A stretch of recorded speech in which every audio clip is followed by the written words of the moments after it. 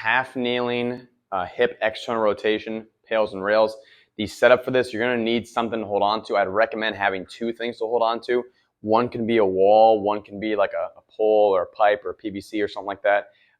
Rack is best case scenario for me in this situation.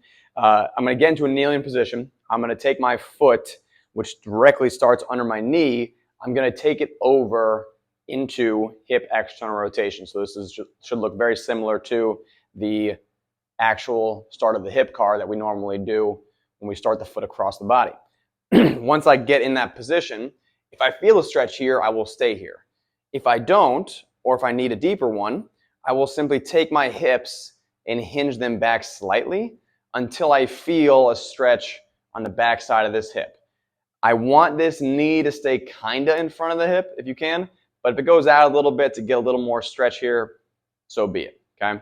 That tilt of the pelvis forward, kind of like sticking your butt up in the air, the hinge at the hips, is what usually gets a good amount of stretch in the back side of that right hip.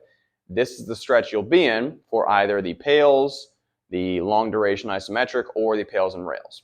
So from this position, my PAILS is always trying to come out of the position I'm in, right? From this position, my trying to come out is trying to drive this foot that direction. So if the ground wasn't there, I'd be doing that motion. If it's for my rails, it's the complete opposite. So when I do my rails, I'm trying to lift my foot off the ground. Here's the key: don't lift the knee.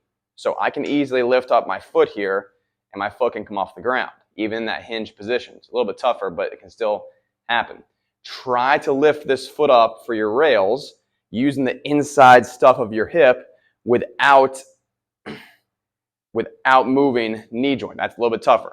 So pails pushing down and out, rails pulling up and in. This is all after the 2-minute stretch.